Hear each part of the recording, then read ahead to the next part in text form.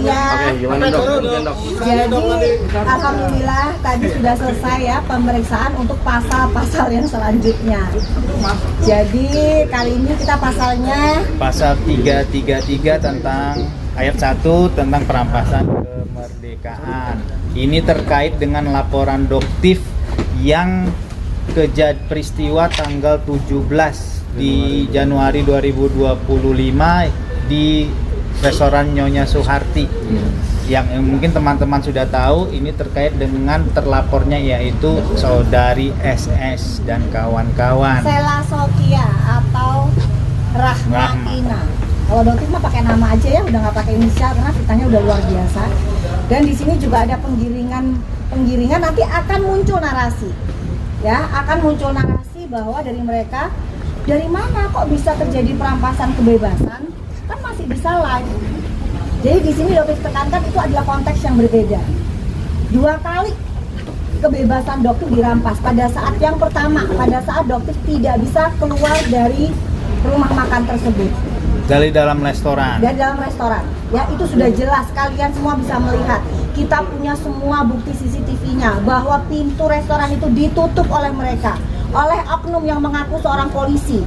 Ya, di dalam, ternyata di luar dia berganti profesi menjadi seorang TNI. Faisal yang diakui oleh seorang Sela Sokia dengan nama panggungnya dan nama aslinya itu adalah Rahma. Siapa? Ina, ya. Itu adalah ajudannya. Yang ingin saya tanyakan ke publik, apakah jabatan seorang Sela Sokia sehingga dia bisa mendapatkan ajudan seorang polisi, anggota BRIMOB dengan nama Faisal? Itu yang sampai saat ini tidak terungkap ke publik. Beritanya tenggelam oleh kasus penggiringan opini dari akun-akun bodong, akun-akun bayaran mereka yang jelas Doktif sudah punya buktinya di sini. Dan sepertinya akun-akun itu sekarang sudah mulai tumbang. Ya, jadi penggiringan opini mereka dengan membayar akun-akun tersebut dari yang sekian juta sampai 3 digit. Ya, itu semua ada buktinya. Jadi untuk gerombolan sirkus ini, ya, Doktif tekankan lagi, hati-hati. Ketakutan kalian sudah sangat-sangat Doktif rasakan. Sudah kita semua sudah rasakan, bukan Doktif, semua masyarakat. Ya, jadi kalian sudah mulai melakukan penggiringan opini untuk menjatuhkan kredibilitas Doktif. Dan untuk lawyer dari AS ya, juga lawyer dari RG yang ngotot banget, getol banget untuk menjadikan kita, Dr. Oki ataupun Doktif tersangka. Kan kalian sudah melaporkan, menyerahkan laporan kalian ke aparat penegak hukum. Dan aparat penegak hukum penyidik sudah bekerja keras. Kenapa kok kalian kok getol banget? Kalau tidak ada bukti-bukti yang mengaitkan Doktif, kenapa harus Doktif terkait dengan itu semua? Berarti kalian dong nggak percaya dengan kinerja dari kepolisian, betul nggak Pak Bang Caca? Kenapa? Karena kalian begitu bencinya dengan Doktif yang begitu lantang membuka kebohongan kalian ini. Stop sudah ya. Kalian para mafia-mafia skincare ini stop melakukan kebohongan publik. Dan nanti akan ada lagi, satu lagi kebohongan dari owner flexing yang akan Doktif bongkar ke hadapan kalian. Tunggu aja, insya Allah minggu ini akan terbongkar kembali. Jadi Doktif tidak akan bisa dibongkar. Tadi di dalam diperiksa bawa bukti apa lagi? Bukti baru apa lagi? Buktinya ya bukti-bukti dari rekaman, ya bukti semua rekaman yang bisa dilihat oleh teman-teman semua masyarakat yang udah jutaan. Dan di sini juga Doktif mohon sekali pengawalan dari Bapak Listio sebagai Bapak Kapolri. Di sini sudah sangat terang benderang seperti kayak apa ya, dugaan-dugaannya bahwa permainan dari konglomerasi skincare ini luar biasa, sudah mulai mengotak-atik teman-teman kita di aparat penegak hukum ini dugaannya. Karena kok kayaknya kok cepet banget ya gitu.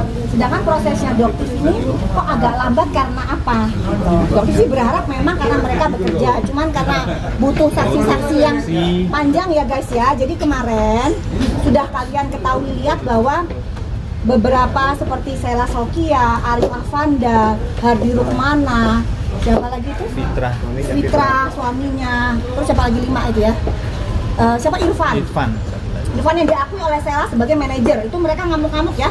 Irfan ngamuk mungkin karena omsetnya juga turun, jadi marah banget sama Doktif ya. Untuk Irfan ya, kan kamu yang bilang ngata-ngatain Doktif pada saat tutup pintu mobil, itu kamu ya, Irfan ya. Jadi kamu yang mengata-ngatain Doktif itu pun sudah Doktif laporkan. Ada lagi guys, 5 lagi dipanggil lagi. tambahan 5 lagi. Jadi itu yang mungkin membuat lama. Jadi dokter sih berpikirnya ingin positif ya, karena banyak saksi yang akan dijadikan tersangka ke depannya. Gitu. Jadi mereka sekarang sangat-sangat panik. Oke ya guys ya, ada pertanyaan? Dok, dari pihak juga hari ini katanya SS juga dipanggil ke ke penyidik hari ini. Tapi ditunda nih, Dok. Jadi hari Rabu. Gimana nih kalau dokter sendiri gimana? Kalau dokter sih sampai saat ini nggak tahu ya soal itu, dan untuk laporan apapun dokter nggak tahu ya, mungkin teman-teman bahkan yang mungkin lebih tahu. Mungkin teman-teman lebih tahu sebenarnya ini terkait Ini dengan panggilannya apakah memberikan keterangan, penjelasan, Ya. atau atas laporan dokter, itu pun juga dokter nggak tahu. Dok, pihak SS mengatakan bahwa akibat review yang dilakukan oleh dokter itu sangat berpengaruh sehingga penurunan omset dan pemecatan Betul. karyawan. Nah, mungkin gimana Dok tanggapannya akan statement itu Dok? Apakah mereka memikirkan kerugian triliunan yang sudah masyarakat rasakan? Bagaimana mereka membeli produk berulang-ulang, berbulan-bulan, bertahun-tahun, dan tidak memberikan hasil atau efek seperti yang mereka janjikan? Apakah mereka pernah memikirkan itu? Bagaimana para emak-emak ART yang berusaha untuk mengumpulkan, menabung uang, meminta ke suaminya dengan harapan wajahnya bisa cerah, kulitnya bisa terjadi perubahan, dan ternyata zonk. Dan apa yang penjual lakukan? Mereka bilang, itu belum ada hasil karena baru 1 pot. Mereka beli 2 pot, 3 pot, 4 pot. Tetapi itu semua hanya bentuk penipuan ke masyarakat. Seharusnya yang dilakukan adalah perbaikan. Seperti yang misalnya terjadi di kasus Dr. Angel. Mereka melakukan perbaikan kok, mereka membuang, menarik, gitu, menghancurkan, dan mereka memproduksi yang baru. Dan sekarang gimana? Omsetnya membludak. Gitu. Jadi tujuannya dokter cuma satu, perbaikan. Jangan ada masyarakat lagi yang tertipu. Proses ini sudah terjadi bertahun-tahun, guys. Masyarakat ini sudah dibodohin bertahun-tahun. Gitu, mau sampai kapan? Gitu ya, dokter muncul dengan segala resikonya. Mungkin ya ada yang sekarang tergiring opini, silahkan. Penyidik akan membuktikan. Tapi dengan dilaporin seperti ini bakal tetap nge-review produksi yang lain nggak Dok? Tetap, bahkan tadi dokter juga sempat konsultasi juga, apalagi untuk produk-produk yang tidak memiliki izin edar Badan POM, atau yang dengan jelas dokter pada saat melakukan uji lab positif mengandung merkuri, itu pasti dokter akan lantang bicara. Dan apa akibatnya? Pasti bakalan ada buzzer-buzzer yang lebih gencar menyerang dokter, karena mereka tidak ingin penjualan merkuri mereka, skincare mereka yang berbahaya menjadi tidak laku. Berarti benar-benar mau memberantas mafia skincare atau gimana sih? Banget, Dok? banget. Itu memang tujuan dari awal dan akan tetap terus dokter lakukan.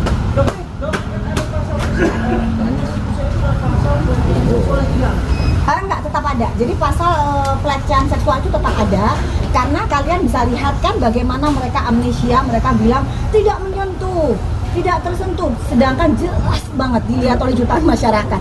Ya, ada buktinya. Apa yang kalian mau elakkan? Untung semua itu terlihat dengan jelas. Jadi nggak bisa lagi mereka ngeles. Yang jelas terkait dengan kejadian tanggal 17 itu, yang pertama kita laporin pasal 335. Selanjutnya begitu kita review lagi, review dengan bukti-bukti yang ada, maka muncul pasal-pasal berikutnya yang kebetulan kita sudah laporkan ke sini, dan itu sudah tinggal kita nunggu beberapa panggilan dari tim penyidik untuk memberikan klarifikasi terkait dengan laporan yang kita telah buat. Itu aja sekarang saat ini. Tapi terkait untuk opini-opini yang terjadi selama ini, yang ada sekarang ini terkait bagaimana dokter ataupun dokter O ini kok belum bisa dijadikan tersangka. Saya mohon sebagai kuasa hukum, tim kuasa hukum dokter, kepada senior saya ingin menyampaikan, mohon kepada senior ini, apabila memang Senior ini mungkin Pak Yulianus ya.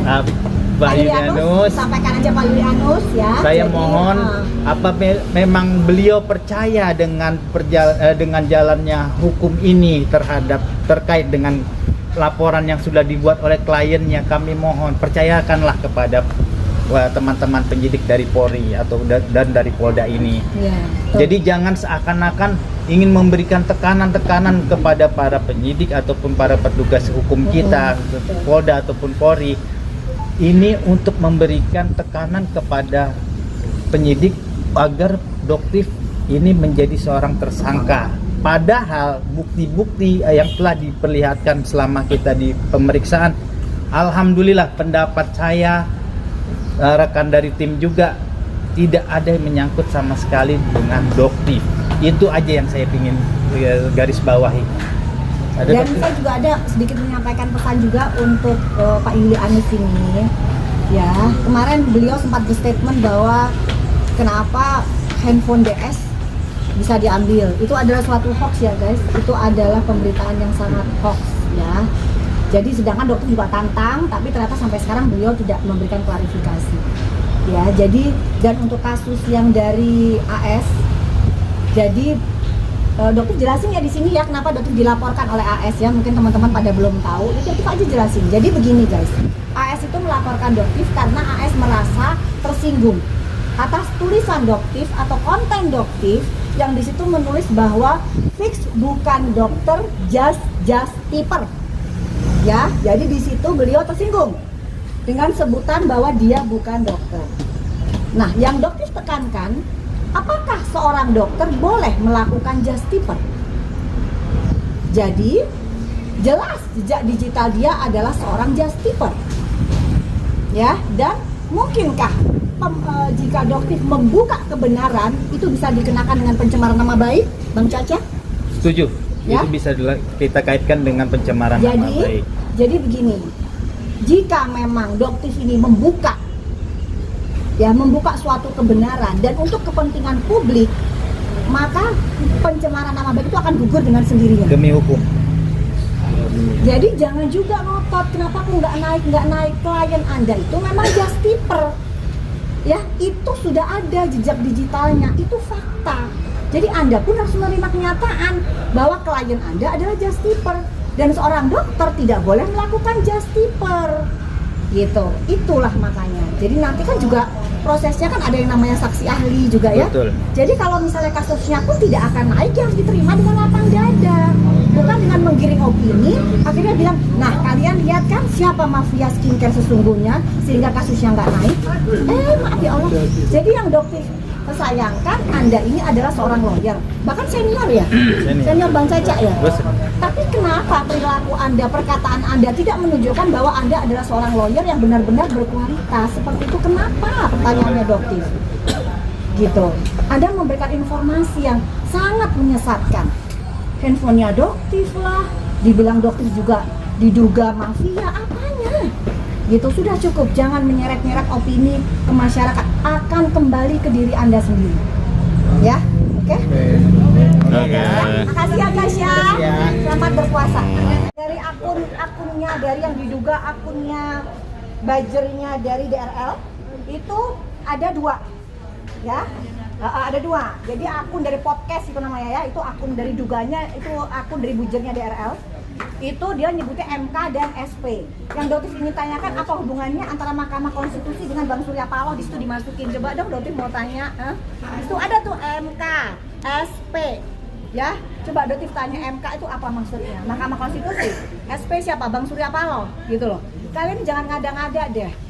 Bikin skema ngikut-ngikutin Doktif yang bikin skema tapi ngada-ngada, nggak ada dasarnya. Gitu. Yang dibilang sebagai apa? Pensupport donatur yang sampai 10. Ya itu 10 miliar itu kan udah ngada-ngada semua, guys, lucu. Jadi sekarang udah ngada-ngada. Ada lagi DS.